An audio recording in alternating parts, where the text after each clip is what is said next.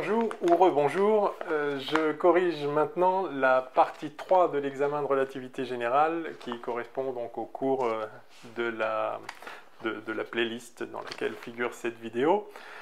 Donc c'est un examen qui avait 3 parties. La première partie, c'est les questions de cours que je ne corrige pas, le cours c'est pas la peine. La partie 2, donc, sur un transport parallèle à la surface d'une sphère, la correction figure dans la vidéo précédente, et voici donc la correction de la partie 3, la dernière partie, chute libre radiale. Donc on commence avec une métrique que vous reconnaissez tous, la belle métrique de Schwarzschild, avec le rayon de Schwarzschild ici, qui, en termes d'une masse, peut s'écrire 2Gm sur 2Gm sur C2. Oui, c'est ça, mais peu importe. Et alors, on va s'intéresser donc à une chute radiale sur cette métrique. Donc, vous savez que cette métrique est une métrique asymétrie sphérique dans le vide. C'est la métrique asymétrie sphérique dans le vide. Et donc, allons-y, première question. Donner un argument simple permettant de conclure... Ah oui, enfin, donner... Oui, d'accord, bon, je refais l'énoncé vite fait. Donc, évidemment, ça, c'est la carte, enfin, c'est la métrique de Schwarzschild dans une carte particulière. Hein, la métrique, elle est ce qu'elle est, mais si on la représente dans la carte habituelle, enfin, la carte de Schwarzschild, on va dire R, TR, θ phi, voilà comment ça s'écrit. Et bon, voilà, ok. Donc, donner un argument simple permettant de conclure sans calcul qu'un corps en chute libre, ayant initialement une vitesse v dont les composantes vθ et vφ sont nulles, c'est-à-dire que la vitesse est uniquement donc, dans la direction d sur dt et d sur dr. Un corps en chute libre avec initialement une vitesse dont ses composantes sont nulles, là, les deux en θ et en phi, conservera un mouvement purement radial, entre guillemets, mais on comprend, donc suivant R appelé rayon, puisque ceci est dangereux de manière générale, c'est-à-dire d'attribuer des fonctions géométriques à des coordonnées d'une géométrie qui n'est pas la géométrie intuitive euclidienne. Parce que bon, c'est pas parce qu'on appelle un truc R que c'est un rayon en un sens ordinaire. Donc il faut toujours se méfier de ces choses-là. Mais il se trouve que pour la métrique de Schwarzschild, quand cette coordonnée, qui pourrait ne pas être un rayon, c'est juste une coordonnée, d'accord?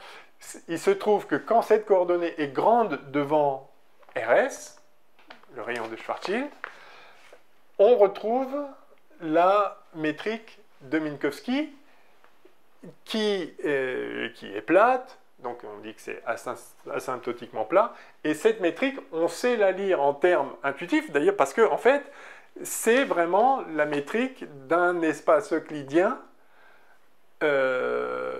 pour une partie spatiale, x, y, z, par exemple, et le temps, voilà.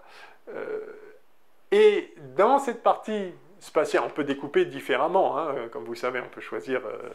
Enfin, il y a une invariance par changement de référentiel galiléen, bon, je ne refais pas la relativité restreinte, mais dans cette partie spatiale, on peut choisir des coordonnées sphériques au sens ordinaire, au sens euclidien, et à ce moment-là, on a effectivement cette métrique, donc si R est grande devant RS, ça, c'est ce truc-là, là, c'est la métrique de symétrie sphérique ordinaire, où R est le rayon, θ est l'angle à partir du pôle nord, disons, et phi est l'angle azimutal, ou la longitude, si vous voulez. Donc, en tout cas, quand R est grand devant RS, il n'y a pas de... il y a un problème conceptuel, mais il n'y a pas un problème... on va dire, c'est légitime d'appeler R le rayon. Hein. Donc, je mets radial entre guillemets, mais ça a un sens de dire que c'est le rayon quand on est à R grand devant RS. Vous notez que quand R est plus petit que RS, R non seulement c'est pas le rayon, mais R est en fait une composante temporelle, c'est-à-dire que le vecteur D sur dr a une norme, pseudo-norme, dans cette métrique négative. Donc, alors on dit R devient du temps, c'est pas que le rayon, l'espace devient du temps, ça n'a évidemment absolument aucun sens. C'est juste que si vous êtes dans la situation où R est inférieur à RS, ce terme-là est négatif et ce terme-là est positif. Donc c'est pas non plus que le temps est devenu de l'espace, c'est juste que la carte, c'est pas parce qu'on attribue le nom R à une variable que c'est un rayon et on lui attribue le nom t, bah du coup c'est un temps. Non, je peux aussi appeler ça t et ça θ, et alors, d'accord. Bon, c'est jamais totalement inutile de rappeler ces choses-là.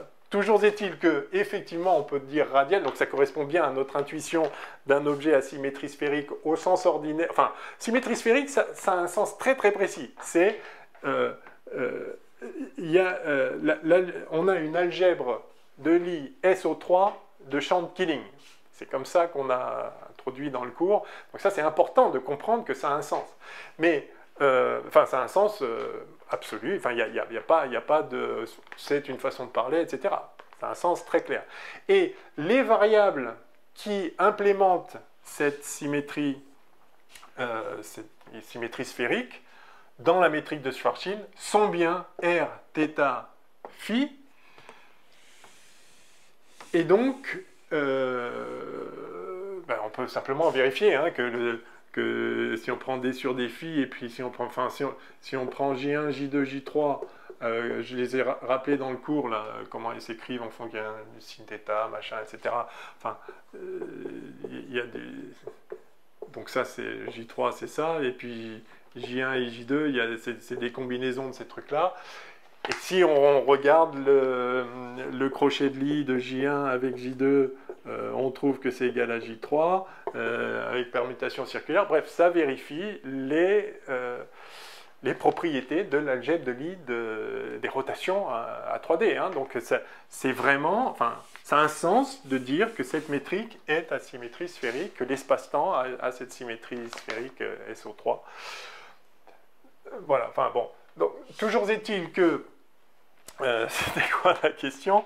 Oui, montrer que si on a initialement ces vitesses-là qui sont nulles, la chute libre, donc en suivant une géodésique, la chute libre va rester radiale, entre guillemets, au sens où justement Vθ et Vφ vont rester nuls. Et la réponse, c'est que, justement, par symétrie,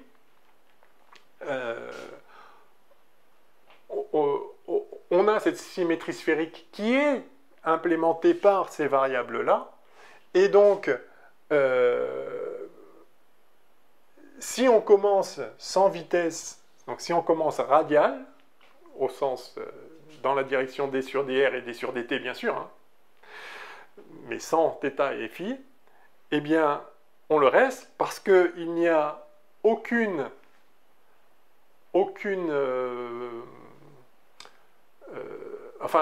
par symétrie, il n'y a aucune raison d'aller plus vers les θ positifs que les θ négatifs, c'est-à-dire qu'on va pas développer... Si on développait un Vθ non nul, il serait du coup soit positif, soit négatif. Or, il y a une symétrie, et pareil pour phi, hein, et il y a vraiment une symétrie de révolution implémentée par les variables θ et phi. On reconnaît ici cette partie de la métrique qui est la seule qui dépend de θ et phi.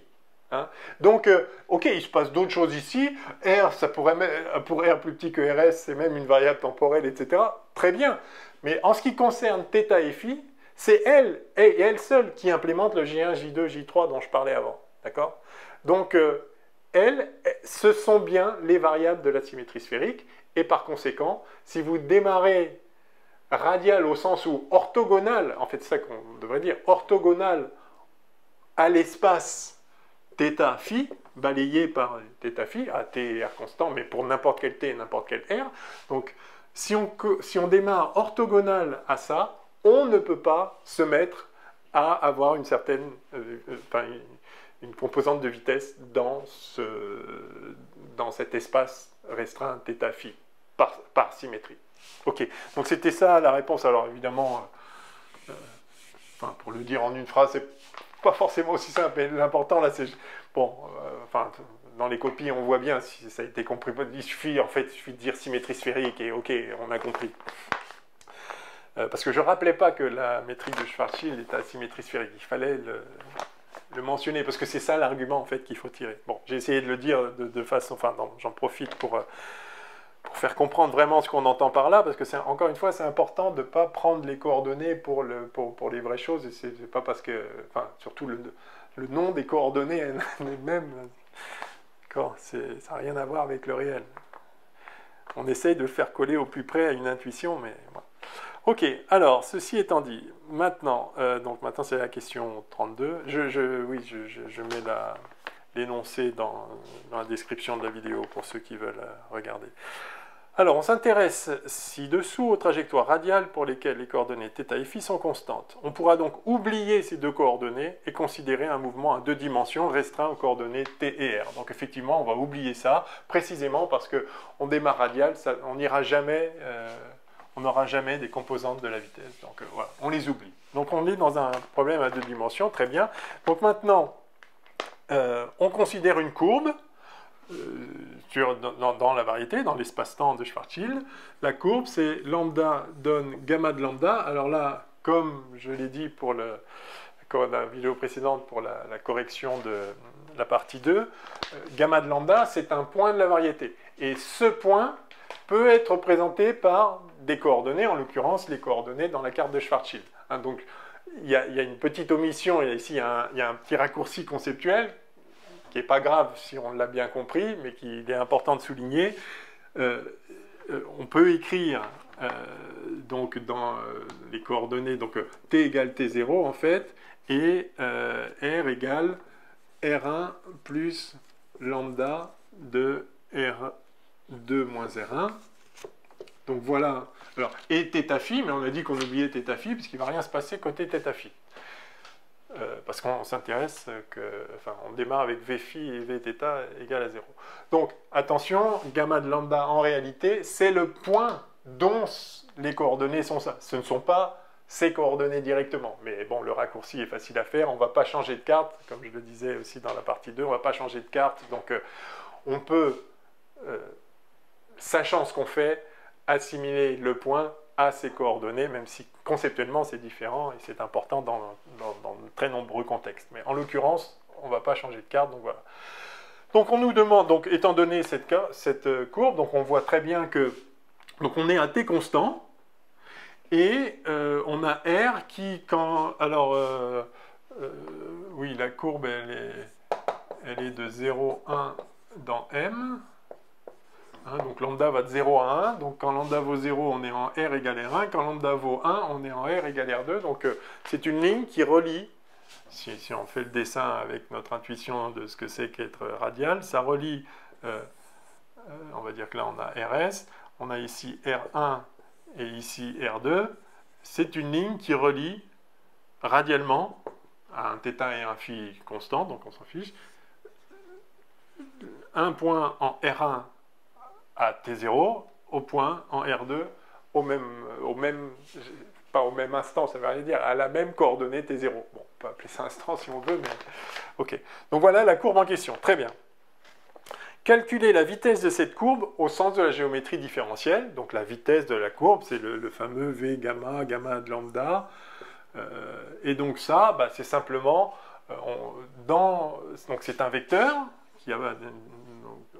On se restreint à deux dimensions, donc il a des composantes dans les directions d sur dθ et d sur dr.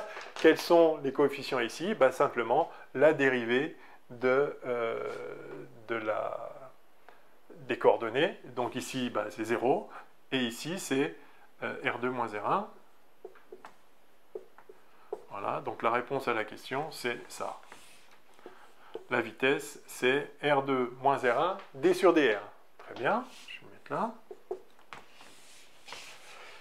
Et indiquer pourquoi gamma ne peut pas être la trajectoire spatio-temporelle d'un corps physique.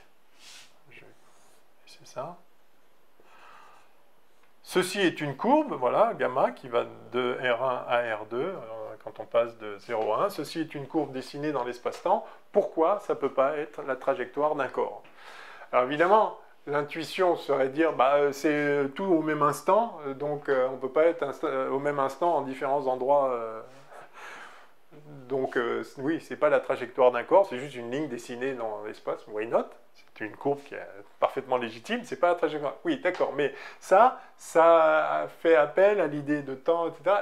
La réponse propre à cette question, c'est que cette vitesse-là, si je calcule sa norme, sa pseudo-norme, par la métrique de Schwarzschild, eh bien j'obtiens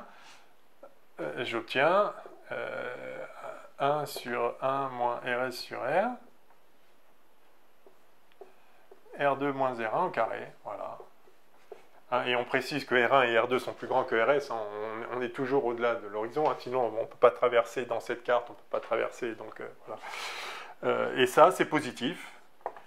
Et un corps physique suit une ligne d'univers, pas forcément géodésique. S'il est libre, c'est une géodésique, mais il peut être accéléré, il peut faire ce qu'il veut. Il suit une ligne d'univers qui, de toute façon, est toujours de genre temps si sa masse est strictement positive et pas nulle, ou de genre lumière, c'est-à-dire G de VV égale 0 si c'est un photon ou un corps de masse nulle, disons. Bon, voilà, donc ça, c'est clairement de genre espace, et donc ce n'est pas la trajectoire, ce n'est pas la ligne d'univers d'un corps physique. OK. Question suivante. Rappelez la définition de la longueur L de gamma. Donc, en fait, on s'intéresse à la longueur de cette courbe. Je pars de R1, je vais à R2. Quelle est la longueur de cette courbe? Alors, évidemment, on a envie de dire, bah, c'est R2 moins R1. Ben non. Enfin, on va le calculer, on va bien voir. Hein. Ce serait R2 moins R1 si on était dans l'espace plat, quoi. Hein. Mais ce n'est pas le cas. Alors, allons-y. Donc, rappelez la définition de la longueur de la courbe, L de gamma. Eh bien, la longueur de la courbe, vous rappelez que en géométrie différentielle, en relativité, la longueur est définie à partir des vitesses. On ne sait pas définir un vecteur d'espace dont on pourrait prendre la norme. Ça n'a aucun sens. On définit les longueurs d'une courbe ayant défini la vitesse, ça on sait le faire, vecteur tangent, ayant la vitesse, on intègre la vitesse sur le temps et on a la longueur. Hein, donc, alors le temps ici c'est le paramètre, c'est pas le temps, c'est pas un temps propre, c'est pas une coordonnée quelconque, on a une courbe, un certain paramètre, et donc on intègre, alors le paramètre, je l'ai effacé, donc le paramètre il va de 0 à 1, on intègre sur des lambda, le paramètre, la vitesse de la courbe. Et la vitesse de la courbe, c'est donc la vitesse en tant que norme, enfin, pseudo-norme, ici la norme est positive, donc je n'ai pas besoin de mettre la valeur absolue, mais je peux, enfin peu importe, donc c'est G de la vitesse. Voilà, la norme de la vitesse, tout simplement. De manière générale, je ferai ça, enfin bon, si c'est positif. Ok. Et donc on a vu que la vitesse c'était R2 moins R1 D sur dr, d'accord? Et donc, bah, ça, c'est... Bah, oui, bah, en fait, je viens de le dire avant, c'est donc la racine de R2 moins R1, je l'ai effacé, mais c'était on avait obtenu, R2 moins R1 carré sur 1 moins RS sur R. Voilà. Ok. Et vous vous souvenez aussi que la longueur de la courbe ne dépend pas du paramétrage en réalité, bien sûr. Ce serait embêtant, mais il se trouve que c'est effectivement pas le cas. Si on change le paramètre, évidemment, on va changer les bornes, et voilà, mais on va aussi changer la vitesse. Donc, et globalement, ça en change pas. Bon, c'est un truc qu'on a montré dans le cours. Ok, donc voilà la longueur. On nous demandait la définition de la longueur, la voilà. Et on nous dit de montrer que si R1 et R2 sont tous deux grands devant le rayon de Schwarzschild, ça, on retrouve ce qu'on attend, c'est-à-dire R2 moins R1. Et donc, oui, effectivement, si oui, parce que ce R-là, oui, enfin, vous vous rappelez que ce R, oui, parce qu'on se dit, où est lambda ici? Non, mais il est là-dedans, c'est R de lambda, enfin, je peux le réécrire, R de lambda, c'était R1 plus lambda R2 moins R1. C'est ça la courbe en question. Évidemment, ça dépend de la courbe sur laquelle on se balade. Ok. Voilà. Oui, bon, bah voilà, donc si R1 et R2 est grand devant RS, bah, c'est ça est grand devant RS, donc ça tend vers 1, et donc on intègre des lambda de 0 à 1 de la racine du carré, donc ça fait bien la valeur absolue R2 moins R1. Ok, si R est grand devant RS, ok, quel que soit lambda.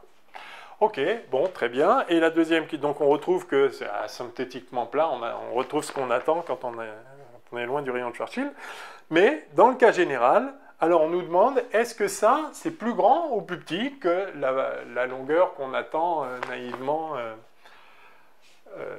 dans un... Enfin, ouais, bon, naïvement. Et la réponse, alors on ne demandait pas de faire le calcul, hein, mais analytiquement, etc. Donc simplement, on a ici quelque chose, R qui est toujours plus grand que RS. Donc, on a 1 moins quelque chose, qui est jamais plus grand que 1, bien sûr. Donc, en tout cas, on a 1 moins quelque chose, c'est plus petit que 1. Donc, si on divise par quelque chose qui est plus petit que 1, c'est plus grand que la chose. Donc, en fait, on a toujours L de gamma qui est supérieur, enfin, qui est strictement supérieur à la somme de 0 à 1 de d lambda R2 moins R1. Voilà. Et donc, c'est plus grand que R2 moins R1. Voilà. Donc, en fait, la distance entre deux sphères de rayon R, rayon, oui, vu de l'extérieur, c'est enfin, disons, encore une fois, bon, j'ai déjà commenté, entre deux sphères de rayon R, la distance de rayon petit r, la distance est plus grande que la différence des rayons. Voilà, c'est comme ça.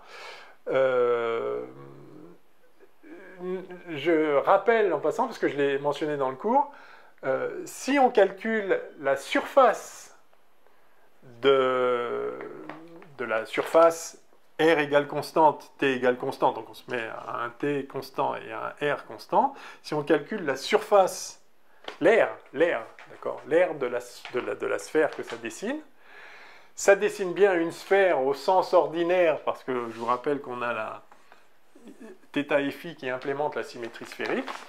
Et comment on calcule cette surface? On calcule l'aire de l'élément de surface. Avec quel élément de surface? C'est celui qui est donné par la métrique. Hein, d'accord. Et vous voyez que cette métrique, c'est celle d'une sphère.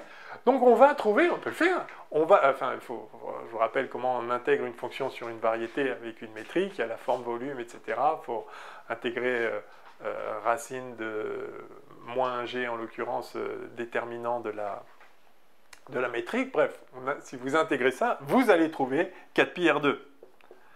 Normal, vous êtes enfin, ça, c'est la métrique, c'est exactement la métrique angulaire d'une sphère de rayon R. On l'a vu dans la partie 2. Et donc, vous allez trouver 4πr2, et comme si R, c'était vraiment le rayon voilà, dans un espace ordinaire. Oui, mais à ce moment-là, si c'était vraiment ça, vous devriez avoir entre deux sphères de rayon R1 et R2 une distance R2 sur R1, R2 moins R1. Ben oui, mais non. Néanmoins, donc, la variable R vérifie cette propriété. D'ailleurs, elle la vérifie même quand R n'est pas n'est plus une variable temporelle, même quand R n'est plus une variable spatiale, même quand R est plus petit que RS. Ça reste vrai, oui, ce que je viens de dire là, ça reste vrai. Vous avez 4πr2, si vous faites l'intégrale de ça. Bon, allez, des petites curiosités de la métrique de Schwarzschild. Alors, quoi d'autre?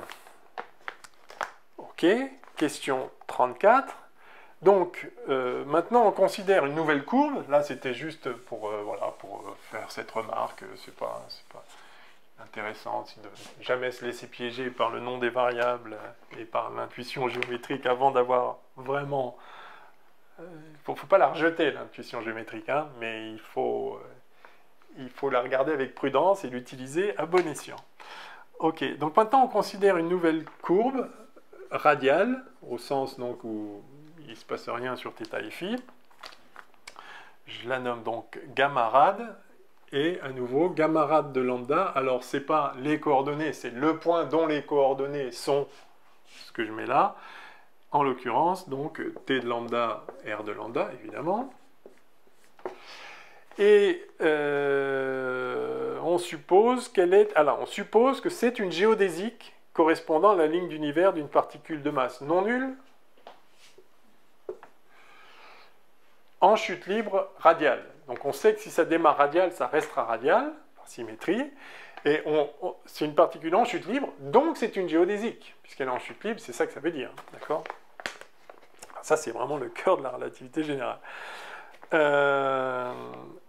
Ok, alors, exprimer son vecteur vitesse dans la base associée à la carte de Schwarzschild, toujours pareil, donc d sur dt, d sur dr, on oublie les θ et φ, et indiquer quelle doit être sa pseudonorme dans l'hypothèse où la ligne d'univers est paramétrée par le temps propre de la particule qu'on notera tau. Donc on va paramétrer le lambda, on va prendre tau, le temps propre de la particule. Donc le vecteur vitesse, par définition, v de gamma rad au point lambda, eh bien, toujours pareil, en fait, ça va être, donc, c'est dt sur d lambda, mais on a dit qu'on le paramètre avec tau.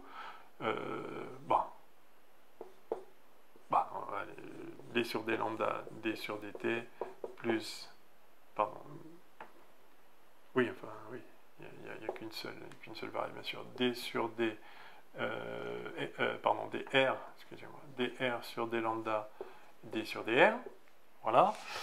Ça, c'est la vitesse. Et si le paramètre, c'est le temps tau, quelle doit être la pseudonorme de la vitesse? Ben, on doit avoir, par définition du temps propre, la pseudonorme au carré de cette vitesse, ça doit être égal à moins c2, tout simplement. Quand c'est le temps propre, et donc, en l'occurrence, je vais mettre, donc, maintenant lambda, ça va être tau. Donc, si lambda égale tau, par définition du temps propre, hein, c'est le paramétrage tel que. Alors, c'est défini par une transformation affine près. Hein, évidemment, si je prends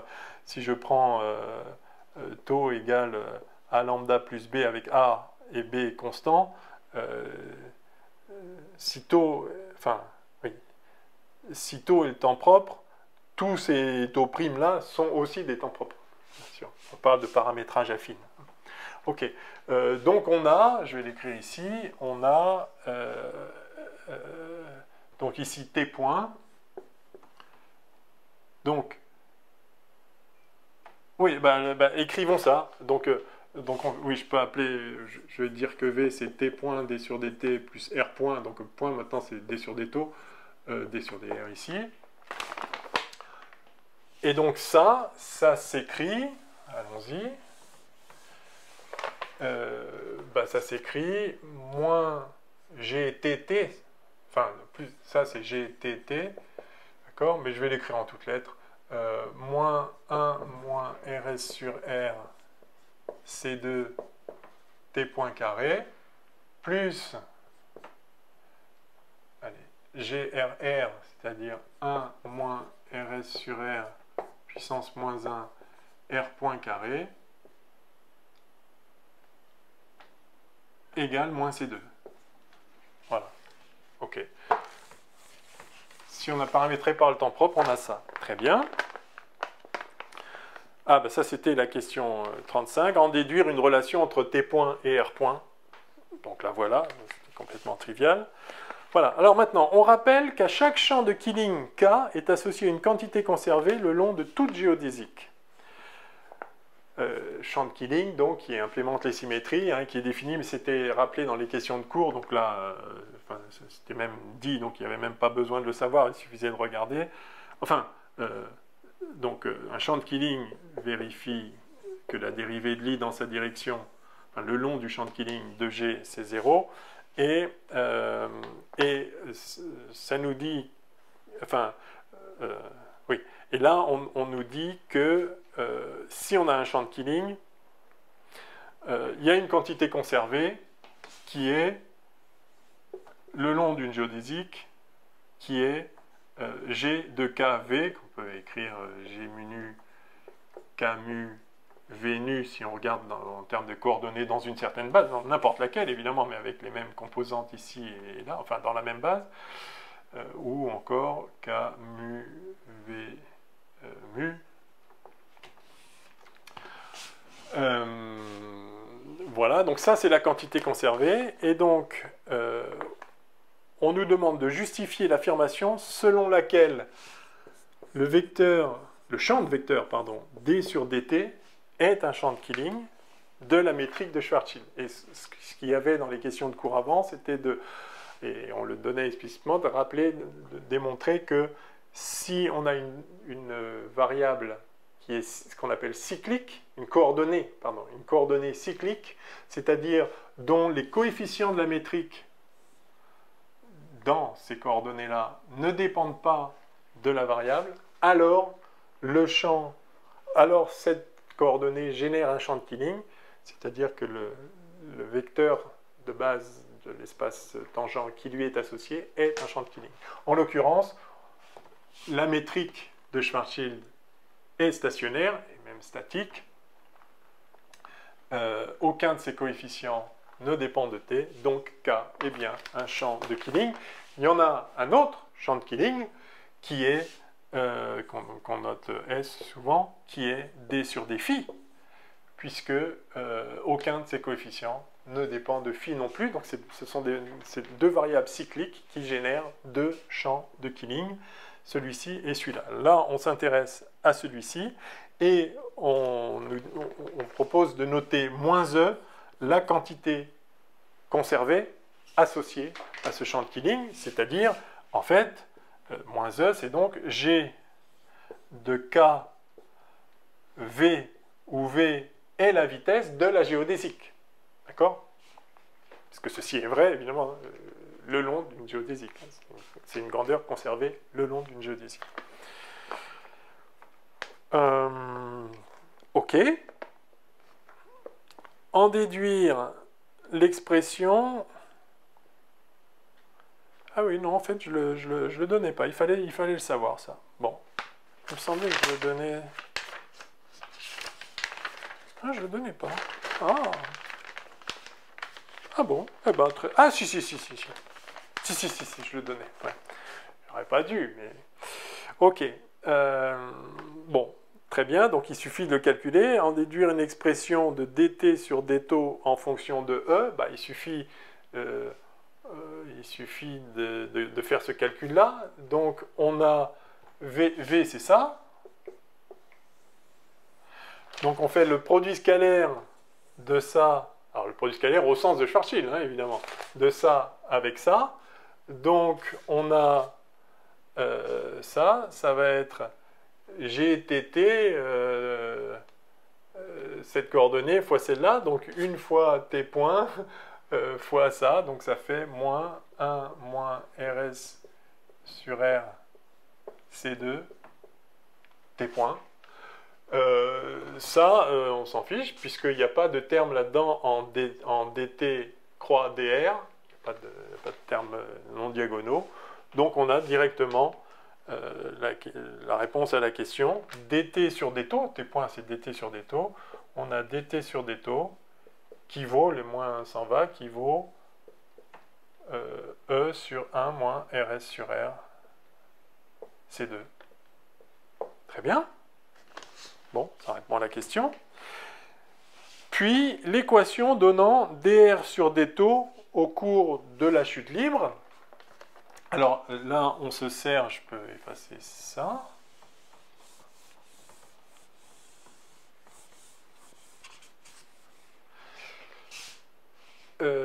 On se sert de ça. Donc là, on peut écrire, par exemple, donc si, ça c'est t points. Et donc, si je remplace ici, je vais avoir EK, donc tout ça.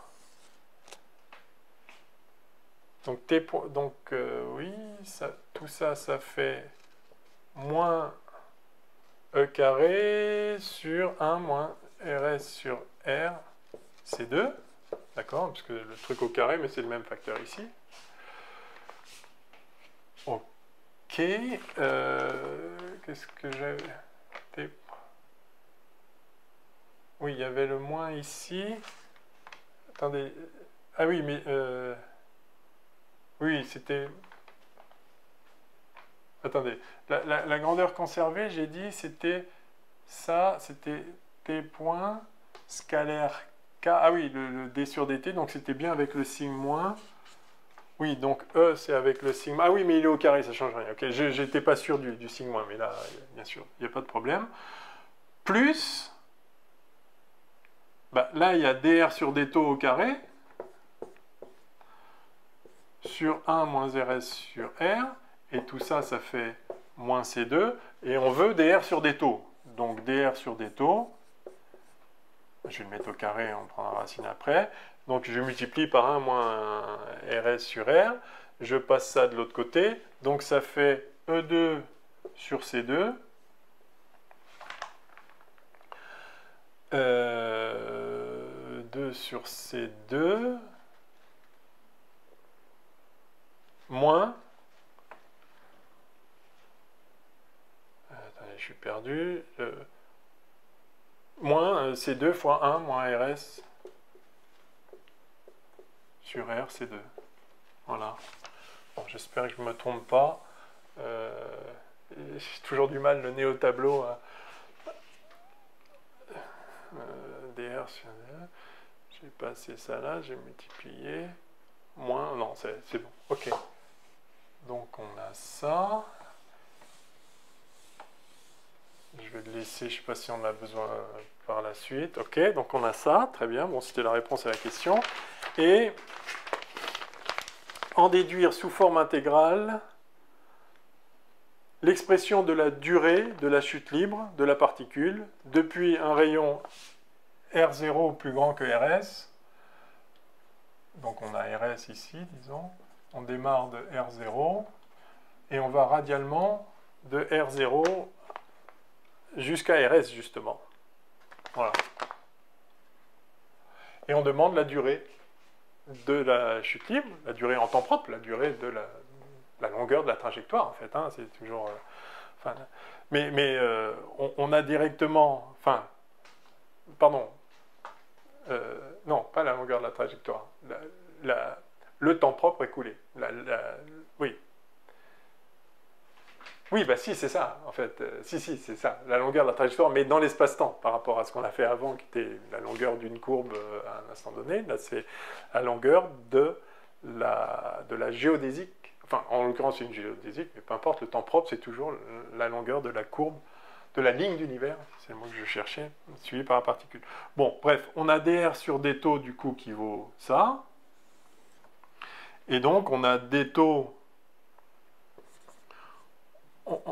Donc on a delta taux, le temps propre total, qui est la somme des dτ depuis l'instant initial à l'instant final, mais on va changer de variable, donc ça va être facile. Donc dτ, c'est dr sur, donc, racine de E2 sur C2 moins 1 moins RS sur R, C2.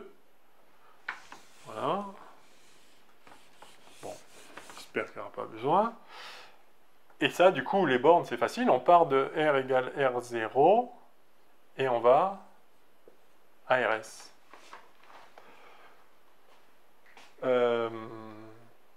Bon, très bien. Je m'étonne qu'il n'y ait pas un signe moins. Pourquoi il y a... Ah, oui. Quand j'ai... On avait dr sur dτ carré égale le machin, là, E2 sur C2 moins 1 moins machin, 1, moins ça, là. Et j'ai dit, bon, on retire le carré. Non. c'est plus ou moins. Et en l'occurrence, c'est moins. Parce que quand taux augmente, R diminue. Oui, la gravité est attractive, pas répulsive. D'accord?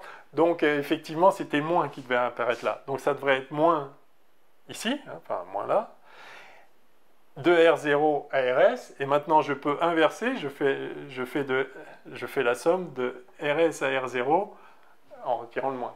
Voilà. Donc, j'avais un problème de signe qui me chagrinait un peu, mais il est là, le problème de signe. C'est que j'ai supprimé le carré comme si dr sur d taux était forcément positif. Non, au contraire, il est forcément négatif. Ok, donc on en est là. Voilà, en déduire l'expression de la chute libre. Donc vous voyez, on peut calculer ce temps-là. Et ce qu'on nous demande simplement, c'est de montrer que c'est toujours une durée finie. Donc on prend toujours enfin, ça prend toujours une durée finie pour rejoindre l'horizon du trou noir, si vous voulez, parce que c'est le cas, enfin, sauf s'il y a de la matière entre. Et si c'est un trou noir, on peut aller jusqu'à RS et ça prend un temps fini. Comment voir ça? C'est simplissime. Hein. On a simplement ici... on a simplement un truc qui diverge nulle part, quoi. Si R tend vers RS, ok, ça tend vers 0, très bien, mais on a un E2 sur C2 ici, et E2, je l'ai effacé, mais il est évidemment pas nul. Enfin, de toute façon, enfin, oui, il n'est pas nul, puisque c'est, on va rappeler, c'est T point, voilà. Donc c'était ça en R0, en fait. Donc il faudrait, enfin, il n'y avait pas le carré, enfin bon, bref. Et donc, il faudrait que dt sur d taux soit nul, pour que soit nul, mais le temps passe, on n'y peut rien. Ok, donc il n'y a aucune divergence, et on somme entre deux valeurs finies d'un truc qui ne diverge pas, bah, c'est évidemment fini. Ok, donc ça c'est fini. Ni nul, ni infini. Ok, ben voilà, c'est tout. Montrer que, en revanche, la coordonnée t de la particule diverge lorsque la coordonnée r tend vers rs. Donc si effectivement, en revanche, on calcule dt, la somme des dt, t étant cette coordonnée-là, mais encore une fois, c'est une coordonnée, elle n'a pas de signification, hein, vraiment. Mais donc, bah, c'est simple, ça va être la somme des dt sur d taux fois d taux. Le d taux, on l'a, c'est ça, donc fois dr sur racine de E2 sur C2 moins, je récopie la même chose, C2, d'accord, donc oui, c'est d taux fois dt sur d taux, et dt sur d taux, évidemment, on l'a, dt sur d taux, on l'a, c'est, ben, on l'avait, malheureusement je l'ai effacé, parce que c'était le champ de Killing, là.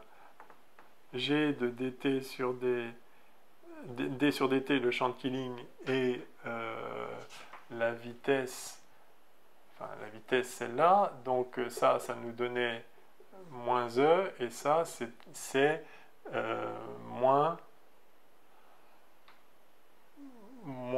le GTT, 1 moins RS sur R, C2, T point. Donc, dt sur d taux, T point, c'est E, donc je vais le remplacer ici. dt sur d taux, c'est E sur 1 moins 1, C2. Voilà, RS sur R, C2. Voilà. Et donc, moralité, on a, c'est la dernière question de cette métrique-là. Oui, donc je vais pouvoir effacer ça, juste pour faire de la place. Donc, enfin, oui, c'est juste pour le réécrire mieux. dt, c'est donc la somme de E dr sur tout ce truc-là, je vais l'appeler A, 1 moins RS sur R, enfin avec le C2, tout ça je l'appelle là. Voilà, on a un truc comme ça, où A est un nombre, enfin c'est un nombre, c'est une variable, c'est A de R si vous voulez, mais c'est un truc dont on a vu qu'il n'y avait aucune, enfin ça diverge pas, ça vaut ce que ça vaut, ça change un peu, mais il n'y a aucun problème de divergence ici. Par contre ça, et ça on le somme, c'est toujours pareil, on le somme de RS à R0. Bon, eh bien ça diverge, c'est un pôle, ça diverge quand R tend vers RS. Ça c'est un truc en 1 sur epsilon qui s'intègre en un ln de epsilon. Enfin, il y a des termes qui modifient, mais essentiellement, le comportement de ce pôle vous fait une divergence logarithmique quand on s'approche de RS. Donc effectivement, T tend vers l'infini. Ça diverge. Voilà. Donc la carte de Schwarzschild avec cette coordonnée T ne couvre pas le moment où la particule atteint RS. La particule atteint RS en un temps propre fini, on l'a vu avant. Mais c'est en dehors de la carte de Schwarzschild. Mais on le sait bien que R égale RS, c'est pas dans la carte de Schwarzschild. Le truc, c'est que la coordonnée T de Schwarzschild diverge au moment, quand on tend vers cette limite. Alors on demande de commenter brièvement. Bon, le premier excellent commentaire à faire, c'est « Et alors ?» Ok, très bien, il y a une coordonnée qui diverge, so what? C'est une carte qui fait exploser une de ces coordonnées quelque part dans l'espace-temps. Oui, c'est absolument pas un problème. Vous vous souvenez donc, de toute façon, en RS, il n'y a pas du tout une singularité essentielle. Il n'y a absolument rien de problématique en soi dans la description de l'espace-temps. On peut choisir une autre carte et il n'y aura pas de problème. Donc voilà, première remarque, so what, très bien, ça dit juste que T n'est pas une coordonnée, enfin, T n'a pas un sens physique particulier tel que ça poserait problème, le fait que ça diverge poserait problème. Ça pose aucun problème. Simplement, c'est vrai que T, si on est quand R à R grand devant RS, on retrouve Minkowski, et donc ce T-là, en fait, c'est une variable temporelle ordinaire de l'espace-temps de Minkowski. Mais quand on est loin, T là-bas, cette coordonnée-là, dans les régions où cette coordonnée-là est grande devant RS, représente un temps. Bon, et alors, d'accord, mais au point, près de RS, et même en réalité partout, sauf asymptotiquement à l'infini, ce T-là n'est pas, c'est le temps de personne, c'est juste une coordonnée, d'accord? Et donc on prend une coordonnée, on choisit les coordonnées comme on veut pour repérer les points, et là c'en est une qu'on a pris qui diverge. Ok, so what? D'accord, donc c'est vraiment le vrai commentaire, c'est ça. Et alors? Maintenant, néanmoins, ce T-là, c'est effectivement une variable qui,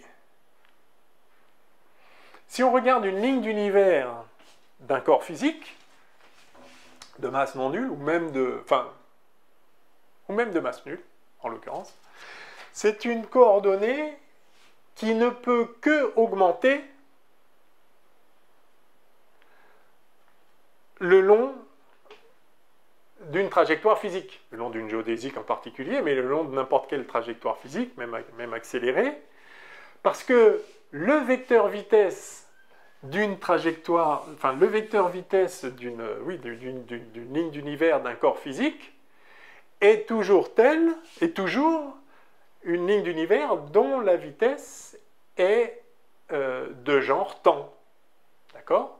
C'est-à-dire que G de V dans une, j'ai noté LU, ligne d'univers, G de LU, ça doit toujours être négatif. Or, si cette ligne d'univers a des composantes, je suis à l'extérieur du trou noir, je m'en rapproche si je veux, mais je suis à l'extérieur, je ne peux pas le traverser dans cette carte. Hein. Si je n'ai des composantes pour cette vitesse que sur r, θ, phi, tous les composants ici sont positifs, ça c'est évidemment positif, ça c'est évidemment positif, ça c'est positif justement si je suis à l'extérieur. Et donc, si je n'ai pas une composante t, bah, je ne peux pas être une trajectoire suivie par un corps physique. Donc, c'est vrai que ce t-là n'est le temps de personne, et que ça ne pose aucun problème qui diverge. Par contre, c'est une propriété qui se lie sur la métrique, que ce temps, ce t, doit néanmoins toujours augmenter. Alors, on pourrait dire, on peut être de genre temps aussi, quand, si je prends moins d sur dt, c'est aussi de genre temps. Mais c'est pour ça qu'il y a une direction temporelle dans l'espace-temps, on distingue un futur d'un passé. Hein, d'accord, on parle de causalité, même si on regarde l'espace-temps donné en bloc, on pourrait dire que ça pose problème. Mais quand on dit que, par exemple, on peut envoyer de l'information d'un point à un autre, ou ouais, enfin, oui, enfin, oui, quand je dis je vois les lettres écrites sur cette feuille, non, je vais m'embarquer dans un truc, j'arrête. Donc, en tout cas, il y a une direction temporelle, on va le dire comme ça, qui décrit la trajectoire, enfin la ligne d'univers, disons, si vous voulez, les lignes d'univers des particules sont considérées comme étant orientées du passé vers le futur. Donc il y a une direction, il existe un champ, on doit pouvoir, d'après la physique, on doit pouvoir définir sur la variété espace-temps un champ de vecteurs qui définit une direction temporelle. Alors, au sens où, donc si j'ai ce champ de vecteur t, défini sur toute la variété, au sens où g de v d'une ligne d'univers d'un corps physique, virgule t, de masse nulle ou pas, enfin non nulle ou pas, enfin nulle ou non nulle, doit toujours être positif. Donc ça définit, si vous voulez, dans le cône de lumière, et qui a deux directions, d'accord, hein, tous les vecteurs dont la pseudonorme est négative sont à l'intérieur de ce cône, eh bien, on choisit un côté qui va vers le futur et un côté qui va vers le passé. Et tout ça, ce champ-là qui définit lequel demi-cône on prend, doit être défini de manière continue sur l'ensemble, et même lisse en l'occurrence, mais enfin, sur l'ensemble de la variété. C'est-à-dire que c'est pas d'un seul coup, maintenant c'est celui-là que j'appelle futur. Donc il doit y avoir cette continuité. Bon, tout ça pour dire que une ligne d'univers d'un corps physique doit forcément avoir une composante suivant t, et en l'occurrence une composante positive suivant t, c'est-à-dire que t doit augmenter. Alors, et du coup, ça veut dire que quand la particule tombe dans le trou noir, vu que la coordonnée t diverge ici, ce qui encore une fois ne pose absolument aucun problème, parce que c'est une coordonnée qui ne représente rien, enfin qui est ce qu'elle est, mais qui est le temps propre de personne, donc très bien, ça diverge. Ça veut dire, vu que tous les événements ici, donc ça veut dire que l'événement là, juste avant de rentrer dans le trou noir, qui est un événement qui est de l'espace-temps, qui est repéré par 4 coordonnées, en fait, sa coordonnée t devient de plus en plus grande, et à la limite, quand on arrive sur RS, ce qui se fait en un temps propre fini, ce t tend vers l'infini. Mais vu qu'après, n'importe quelle ligne d'univers, donc si on émet un photon d'ici, si on émet une particule, quelqu'un qui est ailleurs ne va pouvoir recevoir une information, ne serait-ce que même par un photon émanant d'ici, qu'à une coordonnée t supérieure à la coordonnée t de départ. Mais la coordonnée t, elle tend vers l'infini. Donc, aucun observateur situé, même tout près du trou noir, aucun observateur situé où qu'il soit dans l'univers extérieur ne va recevoir quoi que ce soit donc en particulier, il ne va pas recevoir de photons, on ne peut pas voir, d'événements, provenant d'événements situés au moment où le corps en chute libre traverse. Donc, on n'a pas accès à des événements situés au-delà, puisqu'ils arriveraient à des, non pas à des temps, mais à des coordonnées t supérieures à la coordonnée t de départ. Mais la coordonnée t de départ, c'est déjà l'infini, enfin, elle tend vers l'infini. Enfin, sur RS, ça diverge, ça tend vers l'infini. Donc on ne peut pas être supérieur à l'infini, et donc on ne recevra jamais quoi que ce soit d'événements situés au-delà de RS. Et voilà pourquoi on appelle cette frontière, enfin cette région de l'espace-temps où R, petit r, tend vers RS, où R serait égal à RS, si on change de carte, ce qui correspondrait à la coordonnée R égale RS, si on veut, tous les événements situés au-delà sont inaccessibles. Voilà pourquoi on dit que cette coordonnée correspond à l'horizon des événements. Voilà, on appelle l'horizon des événements parce qu'on ne peut voir aucun événement au-delà. Tout simplement pour une raison simplissime qui est qu'effectivement ce T diverge et que T ne peut qu'augmenter dans le parcours d'une ligne d'univers de quoi que ce soit. Bon, voilà pour ce commentaire. C'était marqué commenter brièvement. Bon, je ne demandais pas tous ces détails, hein, mais bon, le mieux c'est de dire « et alors ?» Ok, T diverge, très bien.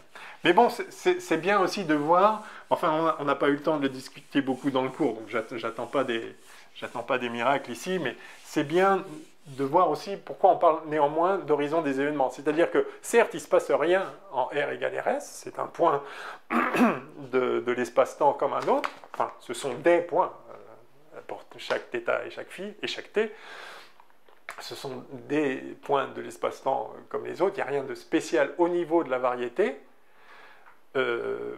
parce que enfin, il n'y a pas de divergence, il n'y a absolument rien de spécial, la courbure est ce qu'elle est, enfin, tout va bien.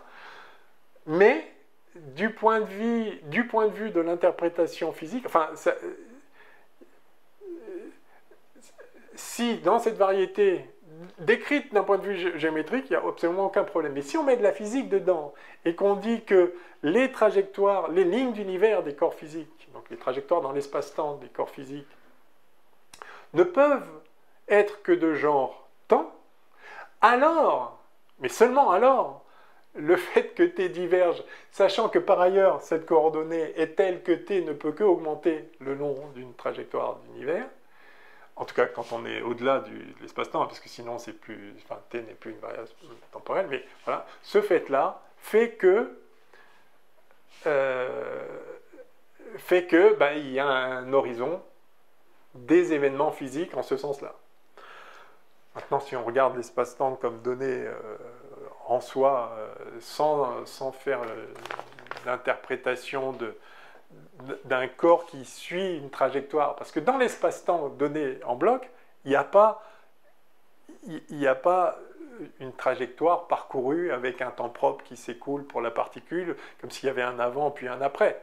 Il y a des champs distribués dans l'espace-temps partout, avec, voilà, on peut éventuellement identifier qu'il y a de l'énergie distribuée de façon continue à travers cet espace-temps, et on peut appeler ça une particule. Mais dire qu'il y a un passé, un futur, un présent, enfin tout ça n'a aucun sens vu comme ça. Donc, si on veut recoller avec cette intuition physique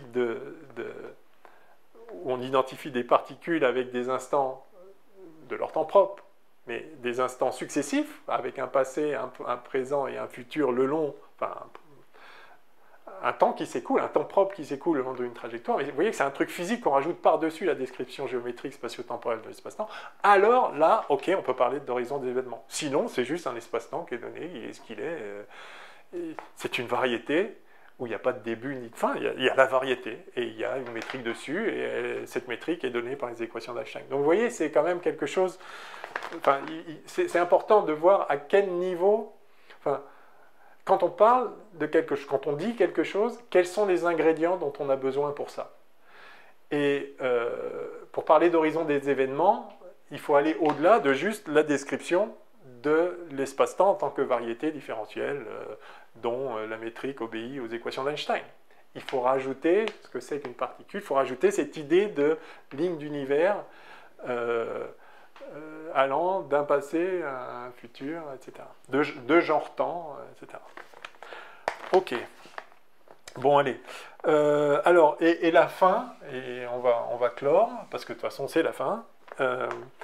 C'est que maintenant qu'on a fait ça, on va en fait s'intéresser à la chute libre, non pas sur un trou noir de Schwarzschild, qui a symétrie sphérique, et donc si on démarre radial, on reste radial par symétrie, mais sur un trou noir de Kerr, donc avec une rotation, et on va voir ce qu'on appelle le frame dragging, le fait que c'est un truc un peu délicat, on va voir une chose très très simple.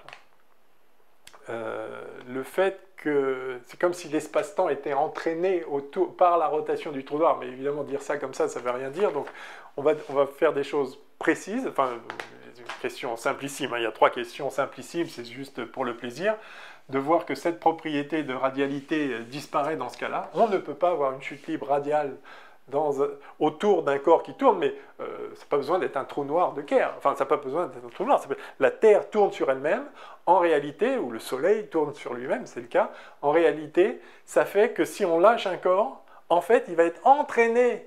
L'espace-temps, enfin, faut pas le dire comme ça, l'espace-temps est entraîné par la rotation, ça ne veut rien dire. Mais les propriétés de la métrique qui accompagnent cette rotation, enfin qui est solution des équations d'Einstein autour d'un corps qui est une rotation, cette solution-là,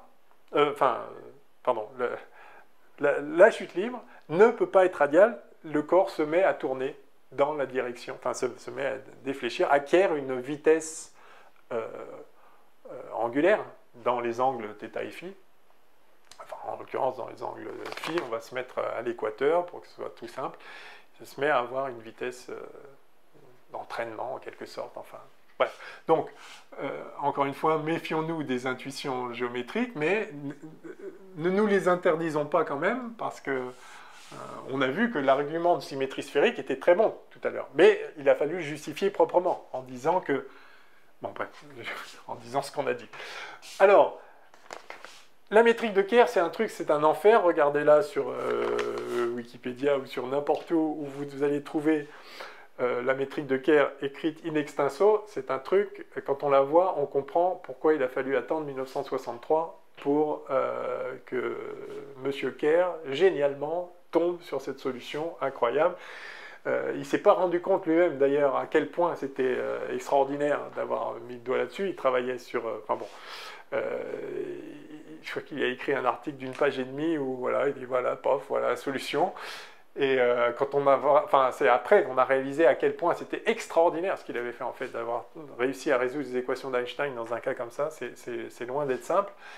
Et donc la métrique, quand on l'écrit in extenso, c'est l'enfer. Mais quand on se met, enfin c'est l'enfer, c'est ce que c'est, mais quand on se met dans la limite des champs faibles et dans la limite, donc loin des horizons, et dans la limite de la faible rotation, donc moment cinétique, ce qui serait l'équivalent du moment cinétique vu de l'extérieur, etc., bon, asymptotiquement, hein. Donc faible moment cinétique, faible champ, alors cette métrique de Kerr prend une forme asymptotique, si on veut dire, enfin, dans cette limite-là, qui est en fait très simple, qui est exactement la métrique de Schwarzschild, plus un terme, alors en l'occurrence avec un signe moins, enfin bon, le stylo commence à souffrir, on va passer en bleu, moins J, donc J moment cinétique,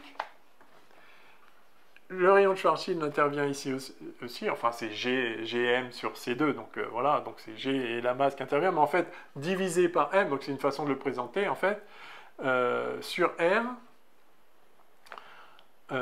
sinus carré θ, et c'est là la clé, il y a des termes croisés en fait, dt croix dφ, et évidemment la métrique est symétrique, donc plus dφ croix dt. Autrement dit, la matrice qui représente G dans... Alors c'est toujours des variables T, R, θ, phi. On est toujours asymptotiquement... vous voyez que si R est grand devant RS, ce terme-là disparaît, et puis donc on retrouve Minkowski grand devant RS. Hein. R grand devant RS.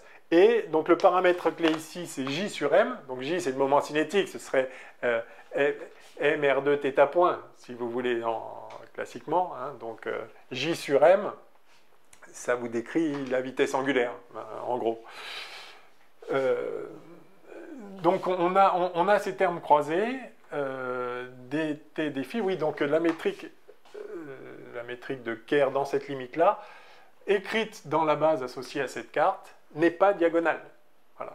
Il y a ça sur la diagonale, et il y a ce terme diagonale entre T et phi, là, les coins en haut à droite et en bas à gauche de la matrice. OK. Et ça change tout, évidemment. Ça change tout parce qu'en particulier, donc, cet espace-temps n'est pas statique. Il est stationnaire. La rotation étant est constante, enfin est stationnaire. Vous revenez plus tard, c'est la même chose. Hein. Vous voyez qu'il y a toujours invariance par translation dans le temps. Là, si vous changez T, enfin, donc vous avez toujours le champ de Killing K d sur dt qui est constant. Enfin, qui est un champ de Killing, le d sur dt qui est un champ de Killing. Donc il y a toujours une constante associée au mouvement le long d'une géodésique qui va être G de KV, si c'est une géodésique, je vais noter comme ça, qui est constant. Le long de la géodésique, hein, c'est-à-dire, oui, je ne l'ai pas rappelé, quand on dit c'est constant, le long de la géodésique, ça veut dire que nabla V, enfin, de ce machin-là, égale 0, hein, c'est ça, le long de la géodésique. De toute façon, on est forcément le long de la géodésique, puisque la vitesse de la géodésique n'est définie que sur la géodésique. Donc on a toujours ça qui est un champ de Killing. Donc G est stationnaire, mais pas statique, au sens où donc d sur dt, ce vecteur-là, n'est pas orthogonal aux surfaces équitant, en fait, aux hypersurfaces spatiales, enfin équitées, on va dire.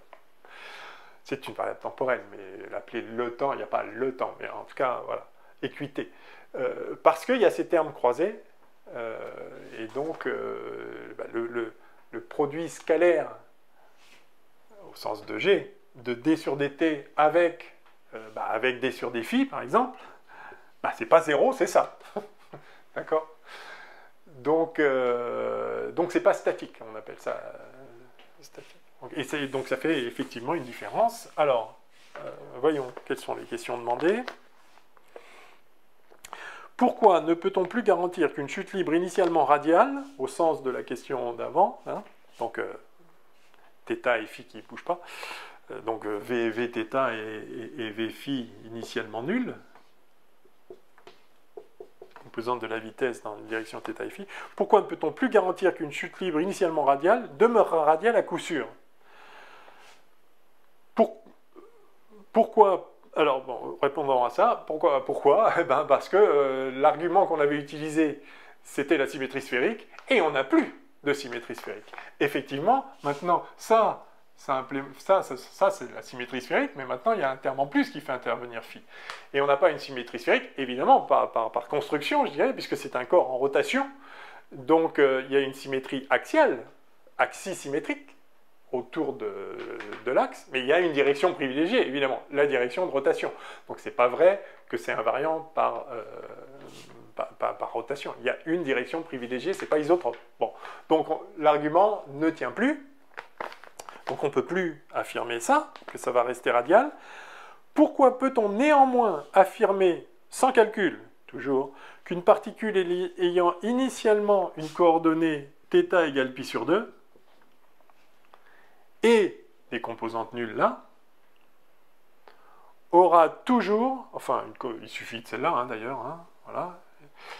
Donc on démarre à θ égale pi sur 2, et on ne donne pas de vitesse dans la direction θ, aura toujours θ égale pi sur 2 au cours de la chute. Et là, l'argument, c'est à nouveau un argument de symétrie, qui est que qu'en fait on est dans le plan équatorial. Alors encore une fois, il faut se méfier de l'intuition, mais mathématiquement, ce que ça veut dire ici, c'est que si on change θ, et que donc il y a une symétrie de part et d'autre, et donc si on démarre dans le plan équatorial, sortir du plan équatorial, ce serait aller soit d'un côté, soit dans l'autre, mais c'est symétrique. Alors c'est symétrique, vous me direz, l'axe de rotation, il y a un hémisphère nord, un hémisphère sud, c'est-à-dire que l'axe de rotation peut être associé à une direction comme ça. Mais en fait, il y a une symétrie, là-dedans, il y a une symétrie de réflexion autour du plan, malgré tout, pour la métrique. Et on le voit dans le fait que si on change θ en pi moins θ, ça ne change rien. Parce que θ intervient, alors pi moins θ, mais pi moins θ de moins et moins, ok, c'est pareil, mais il intervient ici, et sinus de pi moins θ, c'est sinus de θ. Donc en fait, cette symétrie, elle est présente dans la métrique. Et donc, et comme la géodésique ne dépend que de la métrique, en fait, enfin, l'équation de la géodésique, hein, x2.i plus gamma ijk x.j, x.k, ça dépend en réalité uniquement de ces coefficients-là, qui eux-mêmes dépendent de la métrique, donc ces coefficients-là vont avoir la même symétrie, donc de réflexion par rapport au plan équatorial. Mais encore une fois, ça c'est de l'intuition géométrique qui n'est pas mauvaise, ça permet de savoir quoi chercher. Et ce qu'il faut chercher, c'est donc, cette inversion, c'est bien le passage de θ à pi moins θ. Hein. Donc c'est ça qu'il faut rechercher mathématiquement, ayant été guidé par l'intuition. Hein. Donc je ne dis pas qu'il faut rejeter les intuitions géométriques, elles sont très très utiles, mais il faut savoir se faire guider par elles, mais pas se faire emprisonner par elles. Parce qu'il y en a beaucoup qui doivent sauter, ou qui doivent sauter dans certaines circonstances. Bref, donc on a bien cette symétrie, et par conséquent, si on démarre à θ égale pi sur 2 sans θ point, parce que si on avait un θ point, enfin un vθ qui n'était pas nul, alors évidemment,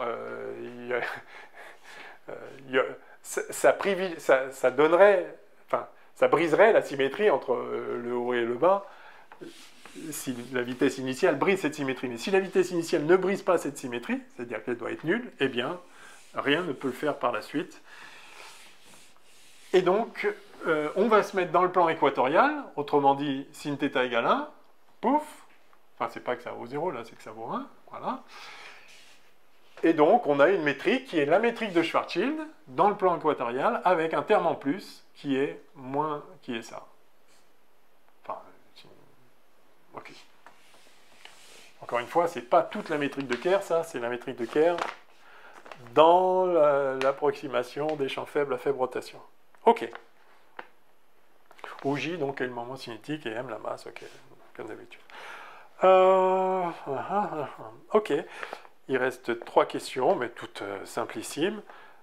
Identifier 2 coordonnées cycliques de cette métrique. Bon, on l'a déjà fait. Hein. T et phi sont des coordonnées cycliques. Pardon.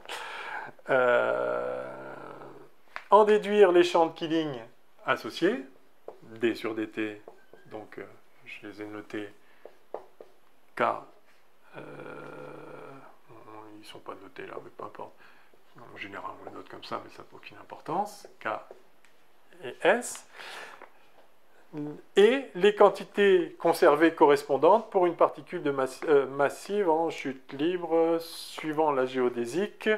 Donc la géodésique en question maintenant, c'est donc paramétrée par son temps propre, c'est T donne, alors à nouveau ça ne donne pas les coordonnées, ça donne le point dont les coordonnées sont, donc T de taux, R de taux, θ égale de pi sur 2, donc pi sur 2, on reste dans le plan équatorial, et phi de taux. Voilà. Donc ça, c'est la géodésique en question. Je ne sais pas encore ce qu'elle est, mais ce que je sais, c'est que le long de cette géodésique, les quantités G de KV et G de SV, V étant la vitesse de cette géodésique, sont constantes. Alors la vitesse de la géodésique, c'est quoi? C'est donc V, c'est T point, R, donc T point D sur DT plus R point D sur DR plus θ point g0 plus phi point d sur dφ. Voilà la vitesse, et donc maintenant j'écris que g de kv égale constante, sauf que, attention, c'est avec ce g là, maintenant. Et donc g de kv, c'est ce vecteur-là, scalaire lui-même, scalaire d sur dt.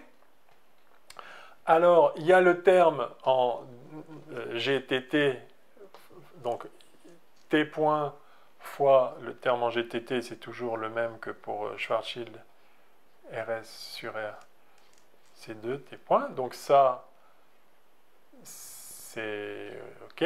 Le produit scalaire de ça avec ça, il y a le gtt, mais il y a aussi le gt phi, lui.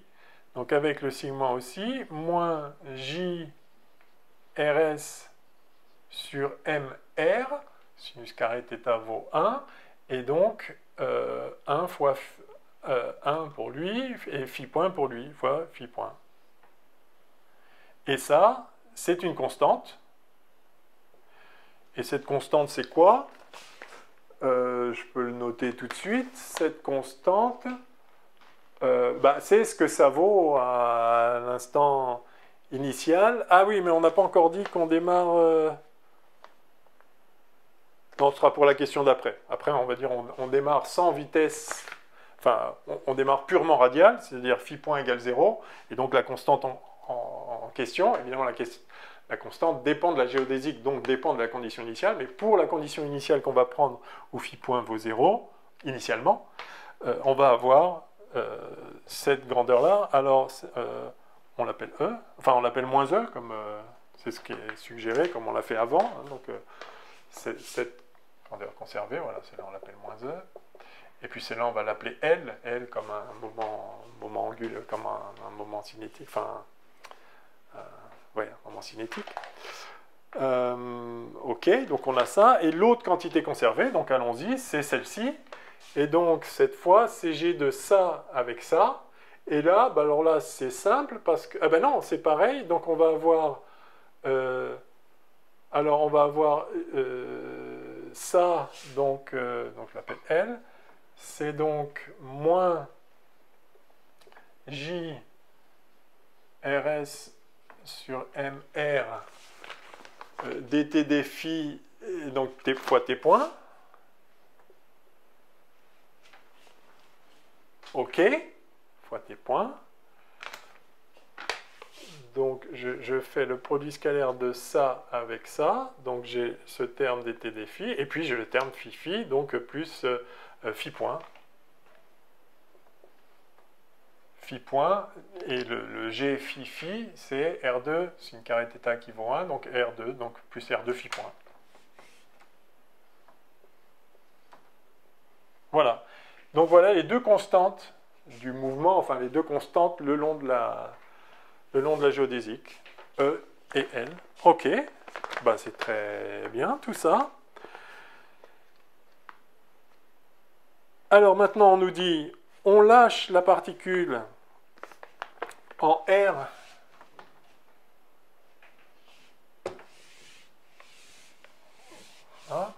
en R égale R0 quelque part, un certain rayon, une certaine valeur de la coordonnée R, sans vitesse initiale, dans la carte de Kerr, sans vitesse spatiale initiale, donc sur les coordonnées spatiales ici, celle qui a été choisie, donc c'est-à-dire R point égale 0, θ point égale 0, phi point égale 0, mais évidemment t point n'est pas égal à 0, hein. Mais peu importe. Déterminer les valeurs de E et L dans ce cas. Donc dans ce cas, on a effectivement E qui n'est rien d'autre que 1 moins RS sur R0, C2, et L qui n'est rien d'autre que, donc, phi point égale 0, que moins J RS sur MR. Alors sur MR, T point, et comment savoir ce que vaut T point à l'instant initial? Eh bien, en disant que c'est une